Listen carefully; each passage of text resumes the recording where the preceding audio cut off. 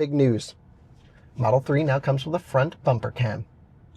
That is great news. A lot of people are excited about this. I'm very excited about that. Oh, yeah? Why? Do you not just look in front of you? Well, no. There are some differences here. It's a new battery and new suspension that I will nerd out about with you, of course, later on in the video. Still has a glass roof, which is really nice. It still has double pane glass up front. We'll get into the back seat later. And you can see the overall shape of the car is unchanged, which is very different than the Model Y. Very different. Thank you to our sponsors for today's video: Ionna, InfyPower, and Eaton. Ionna, North America's premier charging network. With unmatched commitment to elevating the customer experience, Ionna is opening America's roads to all EVs, giving drivers the coverage they need, the reliability they deserve, and the amenities they crave. Also, InfyPower, the largest EV charger module provider with over 3 million power modules running reliably worldwide. Their latest G2 collection features ultra-high power density and efficiency for EV charging and energy storage integration. InfyPower, innovation for your power. And Eaton. Eaton is a one-stop shop for implementing reliable and innovative EV charging infrastructure at your site. Across all applications, Eaton's EV charging infrastructure, hardware, and software gives you the scalability, flexibility, and intelligence you need to charge today and scale up tomorrow. Learn more at eaton.com/EVCI. Hello and welcome to another Out of Spec Reviews video. This is a new Tesla variant, and it is the cheapest Tesla on sale currently. It is called the Model 3 Standard, and I'm super lucky to have the ability to present this car to you along with the launch of it, because Tesla was so cool to actually do a media event and invite us along, which I can't thank them enough for. It's a really cool program, and I hope they do more of this, because I've had great access to their engineering team to ask all the questions needed, all the nerd stuff you guys know I'm interested in, and that will help me make the most detailed video for you possible. And that's what we intend to do here. Alyssa joins me behind the camera. How's it going, Alyssa? Good. Excited to tell you guys all about this brand new Model 3 variant. Yeah, exactly. And I think the pricing is right. I think the content is right. There's so much to love about this car, except for one major thing which might actually make it a deal breaker. I'll get to it pretty early on in the video, so you'll find out what I'm talking about. At the same time Tesla launched the new Model 3 Standard, there's also a new Model Y Standard happening at the same time. That video will be coming on this channel either tomorrow or the next day, so stay tuned, because we're going to go fully in depth on the new Model Y Standard. We're not leaving that car out of the coverage, so can't wait to share that with you as well. Between the two though, this is kind of the one to go for. Would you agree, Alyssa? I would agree 1,010%. Yeah, Tesla really nailed this car specifically. So join me and Alyssa as we take you on a full tour of the new Tesla Model 3 Standard.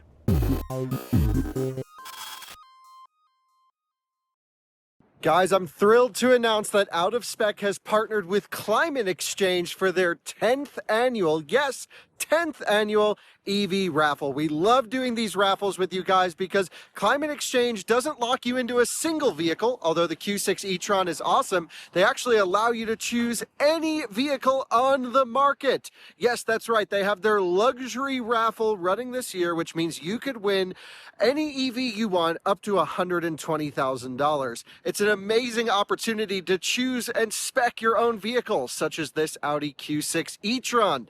For the first time, they're actually doing an additional raffle alongside. Let's say you didn't want such an expensive, crazy EV. Well, they're doing a mini EV raffle, which is a $45,000 prize. To sweeten the deal, Climate Exchange is also offering a second and third place prize for the luxury EV raffle. Second place could win $12,500 and third place $7,500. And if you get your tickets purchased by October 30th, there's an early bird drawing on October 31st, which if your name gets drawn, you could win $10,000 early. It's a really cool opportunity. So not only are you helping a great organization fight for climate policies in a time where we really need better climate policies, you're also entering to win some really cool prizes. So shout out to Climate Exchange for sponsoring this video. Head to carbonraffle.org/outofspec to get your tickets. So the new Tesla Model 3 Standard has launched and it's here and we are with it. How cool is that, Alyssa? It's really awesome. I mean, I love it already, and that's honestly because there's not much to change. Right, you mean they kept it pretty close to the normal Model 3 before? Yes. And that's actually pretty different because like we mentioned, there's a new standard version of the Model Y launching now as well. That has a whole host of changes from the standard or premium car, we should say. Right. I mean, on the highway, it would be kind of harder to know what this is versus the Model Y. It's just completely obvious. Yeah, the Model Y removed the front light bar and the rear light. This exterior kind of looks the same. So we'll run into some differences, but this video will primarily focus on the 3, of course. And I think we should quantify what Tesla has done, not only with pricing, but their entire Model 3 structure and lineup to kind of make this slot in. So a year ago, we went out and leased the cheapest Tesla Model 3 you could buy, which was a Tesla Model 3 long-range rear-wheel drive. This was after the LFP standard range was canceled. I think it was called Standard Range Plus. And that car's been great. We've had it for the last year. Jordan's been daily driving it. Maybe we'll get that car out to North Carolina at some point soon too and do some track stuff with it. But it's been an insane value for money. And that's always been the theme with Model 3s. You get so much car for what they're charging you. And I think that's actually gotten way stronger in terms of a value proposition with the new standard.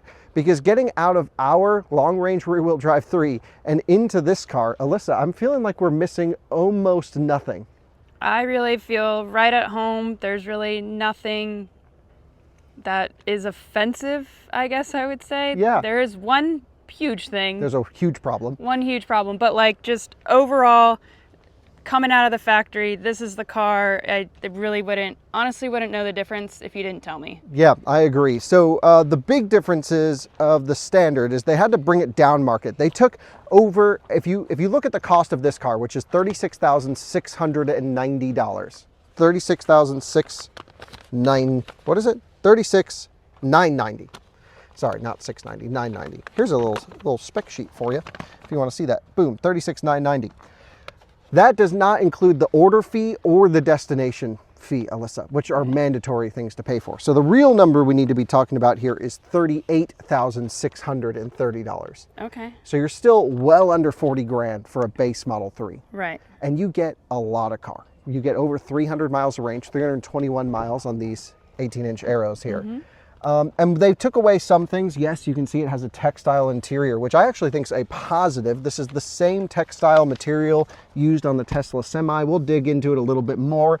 They took away like the power steering column, and the seat controls have moved to the software, which is kind of annoying, but definitely livable. But you can see it still has a glass roof, which is really nice. It still has double pane glass up front. We'll get into the back seat later. And you can see the overall shape of the car is unchanged, which is very different than the Model Y. Very different. Model Y standard you can spot, and it has been leaked and spotted. Our buddy Alistair was spotted driving down the road yesterday when we were secretly test driving these. They removed the light bar from the back. They changed everything. This just looks like a normal Model 3. It really does. And it looks great. I've said when the Model 3 launched that it was the best car in the world, considering price, value, range, everything. And I think this only strengthens that case that this is the best car in the world, not just electric car, but all cars in general. The Model 3 is truly a transformative vehicle. And I think the sales numbers and how many you see on the road show that. And the SUV version of the car, the Model Y, also proves that as well. Now, before we get into any too much praising of Tesla here, we gotta hammer them on something, Alyssa. Oh yeah. There's a real problem with this car. A huge problem. A real, and we're not even joking around here. Now, it might change by the time it comes around because Alyssa, you and I have been hammering their engineering team for the last 2 days about this. Yeah, we might not get an invite back because of how much we've hammered. This car does not launch with any sort of lane centering at all. At all. So it has all the hardware. Come around so you can see all the cameras and stuff. It's got all of the standard hardware for autopilot system, same as a normal Model 3 Premium would have. And yes, you can spend $8,000, I imagine, on full self-driving on this vehicle. You can see the windshield cameras are the same. You know, it's got hardware for. Got it. So you can This car only comes, at least at the time, hopefully they'll make some changes. My buddy Sid is responsible for this car. Sid, if you can make some changes to this would be great. This car launches only with adaptive cruise control and no lane centering. Like a base Toyota Corolla has lane centering, and Tesla is supposed to be the autonomy tech leader, and they don't even have a basic highway lane centering function on this car. Right, and that's not even a money savings thing. The tech is there, the software is there. They're also enabling base autopilot on their premium and performance models. If you don't buy FSD, that should be here as well. I mean, it's just, but that is just offensive. Yeah, it's not like it's a cheap car. It's still 38 grand. Right. It should have basic lane centering. And don't force people to get FSD, because some people, I mean, I honestly probably use, or used to use, autopilot like on highways a lot more than I do with FSD, because FSD is just way too naggy in my opinion. Yeah. So I always switch it over to autopilot with longer drives, and I enjoy that a lot more. And this doesn't have it, and to spend that kind of money, if you're already trying to save money, yeah, you're not spending $8 grand for right, FSD or on this. $100 a month. They're like, oh well, it's just $100 a month. I'm like, people literally struggle to go to no ads on Netflix for an extra $6 a month. Yeah, yeah, and I think that really takes away from the experience. Right, here. I agree. All right, so I think Tesla's going to look into it. That's what they told us. They said, we heard the feedback from us and the other folks attending this. Yes. And so if the comment section pushes them hard enough, I think they'll add base autopilot to this car. Yes, at least I hope. We don't condone bullying, but in this case, we need to bully. That's the one thing. Everything else, incredible. Yes. Maybe the best electric car on the market. I mean, it is the best electric car on the market, but maybe this trim is the one to go for. So let's run them through what's different, and I'll take you on a tour of the new Model 3. But we had to get the autopilot rant in there up front. And yep, the phone is a key thing. So thanks for walking up here. Thank you very much. And you know, one thing we should mention, Alyssa, that I think Tesla deserves a lot of credit for is, yes, they removed autopilot from this car, but every other software function and phone app and dog mode and all the other stuff we love about Tesla, it's all here. It is. It's got karaoke, it's got route planning, preconditioning, plug and charge with the amazing supercharger network. You get all the Tesla stuff just at a lower price. Right, but when I have always thought of Tesla, I always think about how they're the self-driving side of things, and so tech aside, that just needs to be in it. We got it. The point has been made, but can you at least agree with me that everything else that they've added to this car is pretty impressive for the money? Oh yeah, I mean, to have all those features in a car of this price is just awesome. Yeah, so let's show everyone around. Front trunk unchanged from the normal Model 3. This is different than the Model Y, which has a non-waterproof front trunk. This has the gasket. You can put anything you want in here. Again, for the standard price, it's got it all. It's got the nicer plastic in here, washer fluid, all the stuff, and cargo volume is pretty much unchanged from the premium Model 3. The headlights as well. This is a standard vehicle launching for under $40,000 with a matrix function on the high beam, which is a really cool thing. It's technically called adaptive driving beam, and it's a really neat technology that isn't talked about enough. But Rivian was first to do it in our market, and Tesla is the second. As far as I know, no one else supports it yet. I know Lucid is supposed to, but I just had a Gravity the other day that wasn't doing it. So the way this works is if you're driving at night and your high beams are on, and there's a car coming towards you, it will actually dark out the car coming towards you. Europe's laughing at us in 2012 because they've had this forever, but it'll dark out the car coming towards you, but leave everything else high beam. So you can see deer, you can see everything else on the road, and it basically opens and closes the beam in little sections. And it's an incredible technology, and I think Tesla has one of the best implementations of it. Rivian's really good as well. Fantastic headlight system on this car, really should not be downplayed, and that again is included as standard with a no-cost upgrade on a base Model 3. You know how much Porsche charges for this? A lot. Technically, they don't even support it in our market, and they'll still charge you over $2,000 for Matrix design headlights. I just got to rag on Porsche for a second. I love Porsche, but they'll charge you for a Matrix design headlight. But again, their functionality doesn't support the US regulation the way we need to do it. So shout out to Tesla for giving us insane lighting on their base standard car. That should really be commended here. Yes. Okay, bumper unchanged from the Model 3 rear-wheel drive and all-wheel drive as before. It's a very kind of bland-looking bumper, but it's all about aero in this car. And when we do the driving review, which will go up in a couple days, this video cannot contain any driving impressions of the car. And there are some differences here. It's a new battery and new suspension that I will nerd out about with you, of course, later on in the video. But they, basically the car should be very efficient. We'll do an efficiency test in the upcoming driving video. The one major difference where you can spot that this is the standard Model 3, Alyssa, is the wheel cover. Yep. Let's come on in and zoom in on this. Now, it looks even a little bit crazier now because we drove it down a dirt road to get over here, but this is the standard wheel and tire offering, and it is actually what I recommend everyone to go for on this car. You can still get the same 19-inch Nova wheels that are available on the long-range models, the premium models, I guess they're called now. However, this looks pretty good, and it's all focused on efficiency here. Yeah, I like them a lot. Yeah, I mean, it's just like a dinner plate, and if you're going for cheap and cheerful or cheap and efficient, you may as well make the car as efficient as possible. Right. And one thing we found, especially with Jordan's Model 3, and this one should be even more efficient, a little bit more efficient than, because it weighs less and, maybe a little bit better aero wheel, is that our Model 3 long-range rear drive is incredibly efficient. That is genuinely a 5 mile per kilowatt hour car in mixed driving scenario and well over 4 miles per kilowatt hour in highway situations. It's more efficient than any Lucid Air that we've ever tested, and it's also more efficient or close to the efficiency of the original Hyundai Ioniq. We should really do that comparison one day because that was actually surprisingly the most efficient car I've ever driven. Range is a topic here, Alyssa, and they put a smaller battery pack in the standard model. Yes. But I think, should we nerd out right now on the battery range charging stuff? Yeah. Let's do it. Model 3 long range comes with a Panasonic battery pack that's roughly 80 kilowatt hours. We've pulled like 81 kilowatt hours out of it. This is down about 10 kilowatt hours in capacity. Tesla officially claims, which is actually the first time I think Tesla's ever given us a usable capacity. No, maybe they did with Cybertruck.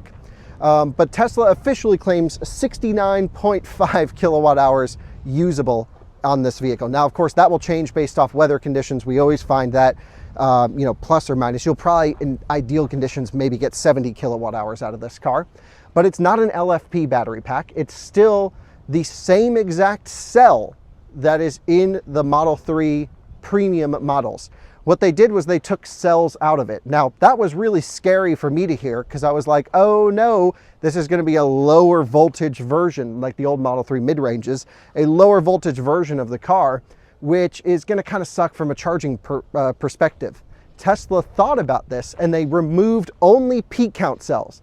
So you have a battery pack of cells wired in series and parallel. Series is how you get the voltage up. And so they only removed the parallel cells, a string of them, to get the capacity down. But the voltage pretty much matches the same voltage as the big battery Model 3. I think that's a really neat touch. And yes, most people don't care or won't notice, but it really will help with charging performance on amperage limited chargers. It will also help with a little bit of efficiency because the overall 400 volt system architecture is truly in that high 300 volt range most of the time. Really nice. Let's talk about charging the new battery pack, the new 70 kilowatt hour, 69.5 kilowatt hour battery pack. Guess what? It's got an axe. Woo! J3400, or the North American Charging Standard, is included here, of course, as expected for Tesla. Supports only 32 amp charging for AC, not the 48 amp that you get with the big battery models. And I think that's okay. What's your impression, Alyssa? No, I think that's more than enough. That's fine. Yeah, I wouldn't say more than enough, but enough. It's good. Yeah, you'll be able to full charge overnight on AC. Yeah, that's all you need. So that's more than enough. And we should also mention that as far as we know, this is a US market offering only.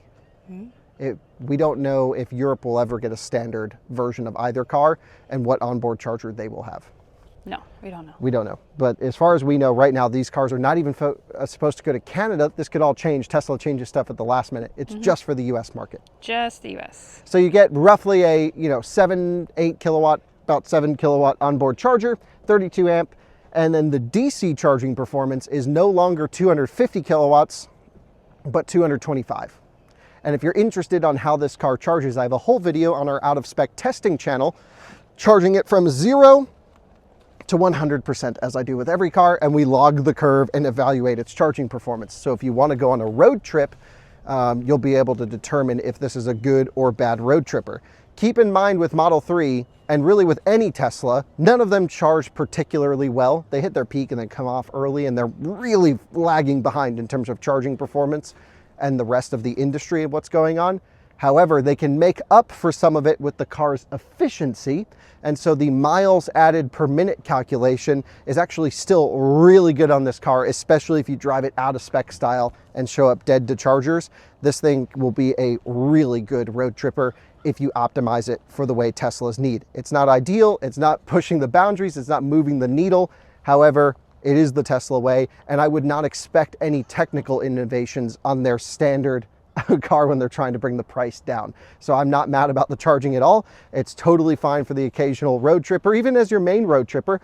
I think it's a fantastic offering in terms of the range, efficiency, and charging. It's gonna work, and you can charge at home most of the time. No major complaints from my side. But stay tuned to out of spec testing for more of the battery charging stuff. Alyssa, that is the main difference. Correct. What's interesting is even the motor out of this car is the same as the Model 3 long-range rear-wheel drive, now called the Premium. They didn't even change the motor. It's got a different tune on it, so it makes a little bit less power. And I don't want to misquote the 0 to 60 time, but it's 5 seconds and a bit. Let's see, 5.4, 5.8, 5.8 seconds 0 to 60. 5.8 seconds to 60, not bad, Alyssa. Not bad at all. We'll have to comment when we can get into the driving portion what that actually feels like, because we all know 0 to 60 can happen in a bunch of different ways. It can give you a hit off the line and then die, or it can feed in the power and ramp into it. But I think the biggest interesting difference between this car and the Model Y standard is this and that car do not use the same motor in the rear. Isn't that wild? That's crazy. So the Model Y standard is actually a second slower 0 to 60. That's 6.8 seconds 0 to 60. Now, we'll of course comment on what that's like when we can talk about driving them. However, I just think it's interesting how they're using the long-range rear-wheel drives motor in this car, unchanged. It's technically the 3DU with a different software tune on it to slow it down a little bit. Whereas the Model Y actually gets a 4DU with 2 inverter drivers removed from it, silicon carbide, but that's gonna have a slower 0 to 60. I kind of get the impression that the Model Y standard is gonna have a more efficient motor in a less efficient package, whereas this has a slightly less efficient motor in a more efficient package. And with the same usable capacity in each battery, their range is identical. 321 miles in this car. Let's guess what the Model Y is. 321 miles. Yeah. So I think that's how that's happening. Okay, cool. Yep. So I guess they probably couldn't spin up the 4DU drive unit production fast enough, so they decided to put that in the Model Y. This gets the identical drive unit out of the existing long-range rear drive 3. And I'm not complaining, because this is a second faster 0 to 60 than the Model Y, and as a performance driving guy, that sounds great. And that's more value to me as the consumer. So that's really cool. We'll have to talk about how that feels when we go and drive it later on. Is that enough powertrain nerd stuff for everyone? I think so. Big news on the interior. Coming. Coming. Phone is a key. I could set it up to my watch now, actually. Wow. All Tesla Model 3s come with gear stocks. Not gear stocks, turn signal stocks, excuse me. Just one. Just one. The same as the Model Y had. But that has switched. Tesla said they learned. Alyssa, you and I actually got kind of used to the buttons. Yeah, we were talking about the other day. Probably should turn the turn signal off here. I turned it on. There we go. When we first got in it, we were starting to... I was like flashing the lights and hitting the wipers. Happens every time I get in a new Model Y too. Yeah, but it's just habit. Yeah, it's just habit. It's definitely, I prefer a stock, so this is the way to go. I'm more than happy with that. I can go around my roundabout and I can make my turn. Yeah. And not have to find where which button to press. Yeah, so. totally agree. Let's actually run from the back. I'm curious if the trunk has any differences. I haven't opened it up yet. One thing we should mention is Tesla has gone through and blacked out the emblems. I don't know if we had discussed this already yet. A little bit. But essentially, I don't know if that's just for Model 3 standard or the entire range, but this car has that right there. The trunk looks unchanged. You can see there's these speaker components up here are unused. This car only has a 7-speaker bass audio system. Same that's in Jordan's Model 3, and I would say it sounds more than adequate, Alyssa. Yeah, I agree. Yeah, I mean, the big boy sound system would be better. It's nice that it still does include a J1772 adapter, and I think I heard Tesla tell me this still includes a mobile connector as well. Wow. Yeah, you'll have to check the ordering website for that, but I'm pretty sure that's what I heard one of the Tesla folks say, is this comes with a mobile connector. Okay. Not 100% sure. I don't think it needs to, no. Especially if they're trying to get price out of this, cost out of this, but oh well, there you go. Trunk space looks the same. I'm looking at this little pull tab right here. Oh, look at this. This is the emergency release for the charge port. I just heard it open. So I'm going to pull it here. Oh yeah, it's pulling the little tab. So this is hanging down. This used to be hidden behind a compartment. And it still might be able to get pushed behind a compartment. Yeah, for some reason it was just dangling down in this car. And that's the so if your charging cable ever gets stuck in your car, top tip, pull that little thing and it will release the little locking pin so you can pull out your stuck charging cable. Shouldn't happen. This is all still carpeted, still really high quality material. I mean, that's unusual to find in a car where they're really trying to pull the cost out of, and it's got a power lift gate, which is crazy to me on a standard car. Right. Like the value, again, nice day-to-day items still here, really cool. In terms of the back seat, this is where I start to notice a little bit of the difference, Alyssa, and it actually starts here. This is a single pane piece of glass. Now, I don't remember if our Model 3 has double pane glass. Couldn't tell you. Yeah, our new, Jordan's car, but at least I'm pretty sure this has been gone to single pane in the rear. However, up front, you still get the laminated noise insulation glass. Which is awesome. And the Model Y does not. And the Model Y does not. How about that? I just think the Model 3, this is the, ignore the Model Y standard. This is the car. If you don't have a bunch of stuff that you need to fit in, this is the car. I'm going to pop in on the other side really quick. You can hang out there, Alyssa. Okay. And I'm curious to see what's going on in the back seat. In terms of room, I know we have some stuff here that's totally fine. In terms of room, Model 3's had a nice roomy back seat. I fit totally fine. And the one thing I really have to commend Tesla on here is leaving the glass roof. This is so nice to have this big, open, expansive glass roof. And yes, there's tons of accessories if you need to put in shades or extra tinting. But with their new glass tints on the newer cars, almost no heat comes in. It's really nice. I think they do a really nice job with their glass tinting in here. At least that's my impression. Yeah, in terms of difference to the Model Y has that whole textile headliner. They left the glass roof in that car, but then covered it up with extra material for noise and efficiency. So did they not care about noise and efficiency in this car?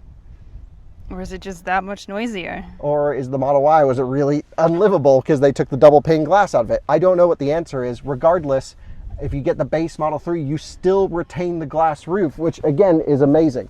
And you still retain a normal folding armrest with 2 cup holders here. The Model Y doesn't have this. It has that whole center section that folds down, which I think can be nice because you do get like a ski pass-through type situation as well. But this feels a little bit more finished, a little bit more premium. And I'm just surprised at how, again, nice, how much stuff Tesla left in here and removed the price, $5,700. From the premium model. Now this is a little bit different than the other Model 3, Alyssa. You get air vents back here that are manually adjustable. I don't think anyone's going to complain about that. No. And you have 2 USB-C ports, which is wonderful. You just don't have the screen for YouTube or for automatic air vent adjustment, which pissed half the people off anyway. This just gives you 2 nice feeling adjustments that you can move around and lock in the airflow where you want it to go. And it should come with 2 fan settings. Well, technically 3, off, low, and high, and that's all controlled via the main touchscreen up there. One downside with the standard Model 3 that I'm noticing here, Alyssa, is no seat back pockets. Yeah, there is nothing back there. Yeah, but they still do have carpeted liners in the door cards there, which is really nice for storing things and to reduce rattles as well. So many cars, and it's actually still soft touch material down there. If you could show the viewers that whole panel, like right here, Alyssa, if you feel all that, that's all, you know, vegan leather. Yeah. You look at the door card of a Cadillac Escalade IQ, that's $160-something thousand, and that's straight plastic. Yeah. So again, amazing thought to the material usage in this car. They did a very nice job on it. You still get LED lighting on the inside. You still get your hooks up here. As far as I can tell, other than the rear air vent situation and the textile material on the seat, no change from the standard Model 3, or the Model 3 Premium, excuse me. Yeah, really not much. No heated rear seats in this car. No, there's not. Yeah, just heated front seats. But it still has a heated steering wheel, which is interesting. So let's jump up front, where I can continue to make my case as to why this is the Model 3 to buy. Let's jump up here. No floor mats in this car, and that could just be this particular one, but I'm pretty sure Tesla doesn't do floor mats anymore. Let's get the climate control ripping because it's 96 degrees outside. Holy moly. Okay, so there's a slightly redesigned front console area here, Alyssa. Am I not mistaken that the front cup holders used to have a cover on the Model 3 Premium? Yes. I think that's true. So anyway, that doesn't move anymore, but you still have covered storage here, which is nice. This works really well. However, I think the one benefit over this car is the Model Y standards open compartment here. Mm-hmm. Yeah, no, I really, really like that. Yeah, and everyone will be able to see that in tomorrow's video or on the configurator, or maybe even some of our other friends that are here filming, they'll have a video out, but you'll be able to see an open tub compartment in the Model Y. That's really nice. And I wish this car had that, but I don't think it's bad to have covered storage like this either. No. The other crazy thing is you still get 2 wireless phone chargers in this car. Yep, that's as great. standard. Insane. Yep. You know, like so many automakers would just pull out stuff that would annoy you on the day-to-day, and Tesla left everything in here to make this an absolutely amazing daily livable device. Even great software features like this right here. I have the temperature set as low as it can go and the manual fan speed set pretty low so you guys don't get audio blown out. And it says, hey, just so you know, climate control is limited by my manual settings. Enable auto climate to improve cabin comfort. You still get the benefit of that super rich, super deep integration that Tesla is really the only one to offer in the auto industry. Rivian's pretty good. This has way more deep functionality like this right here that we're showing you. And you also still get all the app functions. When you leave a dog in the car, you can watch them via the internal camera. It will warn you if the AC stops working through critical alerts. Tesla just has the ecosystem that makes your daily life so much more livable and so much nicer. And I think that is weighed not enough in the car reviewing world. Whereas, you know, having your amazing phone app with phone as a key, with great support, with amazing service that Tesla offers, that stuff makes this kind of the no-brainer choice. Alyssa. Yeah. No, it's just awesome how much they didn't take away from this and how much everybody's really still getting. And it's just a great value. Big news. Model 3 now comes with a front bumper cam. That is great news. A lot of people are excited about this. I'm very excited about that. Oh, yeah? Why? Do you not just look in front of you? Well, no, not entirely. Like when I'm Still got the washer on there. Yeah, That's when cool. I'm trying to park the car in the garage and I want to know how much further I need to back up or whatever, it's super helpful. It doesn't have like 360 camera, so having that front camera is extremely helpful when you're getting close to something. Totally agree. So it's got that just like Model Y and Cybertruck has had. Of course, you have all the rear cameras and side cameras with hardware 4 that you would expect, but really glad this is there. Interesting change out of this car is they no longer have TPMS in the car on the base wheels. I'm pretty sure if you get the 19-inch wheels, it comes with them. But no TPMS. It actually uses the wheel rotational speed to judge pressure. Volkswagen Group's been doing that forever. Actually, your Audi e-tron has it that way, Alyssa. So all the car can really do is tell you if your tire pressures are low or out of process, and this is the process to calibrate. What you do is you actually set them manually first at the recommended cold 42 PSI, and then you'll basically hit calibrate, then you'll just drive at highway speeds for about 15 minutes, then the car will just look for that rotational characteristic, and then it'll let you know if it gets out of whack, let you know you got a low tire. Nothing unusual. The auto industry's been doing stuff like this, but you do save on the tire pressure sensors in the wheels themselves. I'm pretty sure, just like Model Y when you get the optional upgrade, in this car when you get the optional upgrade wheel, it probably comes with the actual TPMS sensors in there, to be sure. This might also be a cool feature if you put aftermarket wheels and tires on your car without tire pressure sensors. It might also learn to do calibration through a situation like this, which would be pretty cool, I think, Alyssa. Yeah, that is something I didn't think about, but that would be a very, very neat feature. Yeah, of course, aftermarket sensors do work if you're on the right megahertz level that this car is looking for, but maybe now you don't need to buy them anymore. Maybe not. Okay, could be interesting. What's different up here? We'll just back away from the software really quick. Seating position is nice. I've always said with Teslas, some of them have terrible seating positions. My Model S, awful. I put the new sport seats in my Model S, the new plaid sport seats, terrible seating position. Model X, awful. Cybertruck, great. This car, great. Model Y, great. So, you know, they're batting 3 out of 5. Yes. Mm-hmm. Yeah. That's pretty good. I had to think about that for a second. There's no more seat controls on the side of my seat. So I can go up and down from here on the software, forward and back, tilt up and down, lumbar, and movement. So the driver's seat full range of functions is unchanged, which I think is also pretty commendable. No manual seats. You can still save it to your profile. So if you have more than one driver, it will auto adjust as you walk up to the car as to whose phone is kicking in or hooking up to the car. That's a really nice feature. I was having some issues. We actually drove the Model Y yesterday with this, but I learned you can push and hold this button, and actually there's now a seat adjustment menu, seat controls, and you can actually go through and scroll. You can see some are being highlighted here, and I'll basically push forward and back on my lumbar, or I can raise or lower this all from the steering wheel. I think this is still clunkier than just going in and hitting it on the screen, but I also think this was something we really didn't like spending the day yesterday in the Model Y, because we're moving around a lot, and on a road trip sometimes I'll want to put my seat back, or you'll see in tomorrow's video, but I had a migraine when we were reviewing the Model Y, and I was like trying to put the seat back like this, and I kept my, I've got to like lean forwards, then check the seating position, lean forwards again, check it. It's a little thing, and I get they had to take cost out of the car, but I'm just surprised they would take the switches off the side of the seat, Alyssa. Yeah, we started to get really annoyed with it, but I'm sure in time you just kind of get used to it. But I found myself kind of swiping on obviously the other side and finding no switches. Yeah, you'll get used to that. I just think the actual having to go into a software menu to adjust the seat, kind of annoying. But again, if that's the worst part of the car, that's okay. That's totally fine. Yeah.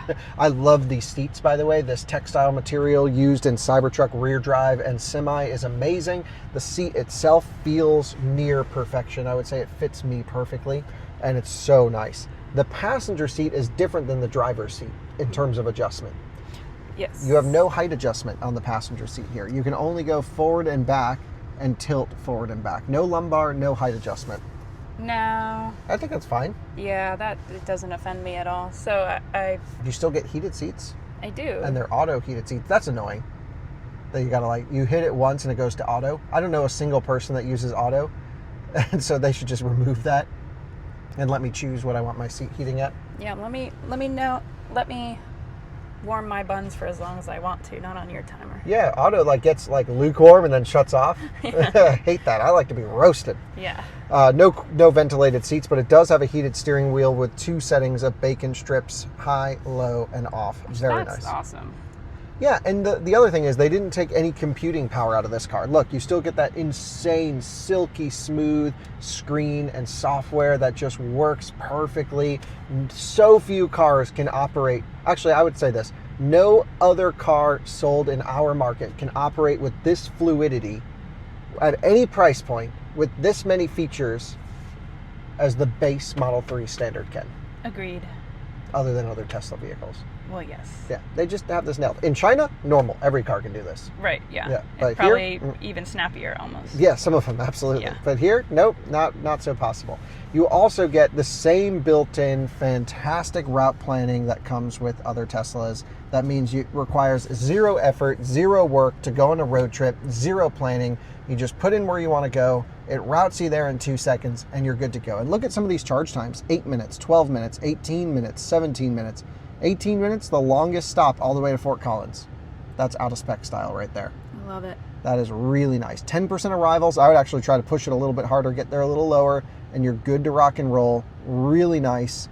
And you can set your arrival energy at your end state of charge. I wish you could choose your supercharger arrival preference. Maybe in the future. Maybe in the future. But that's, a lot of other cars have that. I wish Tesla would do that. So really nice function there. Absolutely love it. They did an amazing job on the software. They know it. They keep adding features. You have Grok AI built into this, which is an amazing functional software. I've been loving that. I've been loving built-in Spotify. I've been loving everything that comes in here, and they do a great job with their energy menus. You can see your usage and consumption and all of these other amazing things about the car right here. On the display. They just do software better than anyone. I should mention the 2 rear fan speeds, low and high. That's how it's controlled here in the software. When you go into climate control in the rear, still has keep mode, dog mode, and camp mode. You're not giving up anything, and it's still these features right here. Almost no other automaker can provide, except Lucid and Rivian in our market, and VinFast. VinFast. Don't forget about VinFast. I have not. We now live in the area of all VinFasts. There's so many of them in North Carolina. I don't understand. Literally, I think in our neighborhood, my neighborhood or our neighborhood alone is like 3 cars. Yeah. Yeah, there's a bunch. All right, let's take a look at some other stuff here. We've got, same mirrors. They didn't remove any of that. How about on the passenger side? Yes, you still get a mirror here. Some cars take that away, which I find pretty interesting. And glove box check, is that any different? Let's take a look here. If I open up the glove box, boom, same. Same. Magnetic latch. Same. What have they removed out of this car? Oh, I know. No more power folding mirrors. Oh. You've got to reach over and do that. Oh. Okay. Okay, big deal. $5,700 less after destination fees. Did I do that math correctly? Can we just double check that really quick? Yeah, when I calculated it was $5,500. Hold on, let me do the math really quick. I got the numbers right here. So Model 3 Premium Rear-Wheel Drive, which also still has the base sound system, I did confirm. Same as Jordan's car, is $44,130. This car is $38,630. Yeah, $5,500, you're right. $5,500 less. And the only thing you're giving up are ventilated seats, but you get this textile material that breathes nicely. You get a little bit smaller battery pack. Most people won't notice that. This car has more than enough usable range. It's just an amazing value, Alyssa. I agree. It's just top notch. Let's jump back outside and we'll finish up with our final thoughts. Okay. So, to finish up this video, the only thing I can't really tell you about is the new suspension system in terms of how it feels, but I can explain to you that this car no longer has the frequency response damper that I praised Tesla for putting on the normal Model 3, for giving it this insane breadth of ride comfort from a passive damper. Essentially, in Model 3 Premium, the suspension system can respond through a series of check valves to what the wheel is doing. In this car, it is a completely passive system.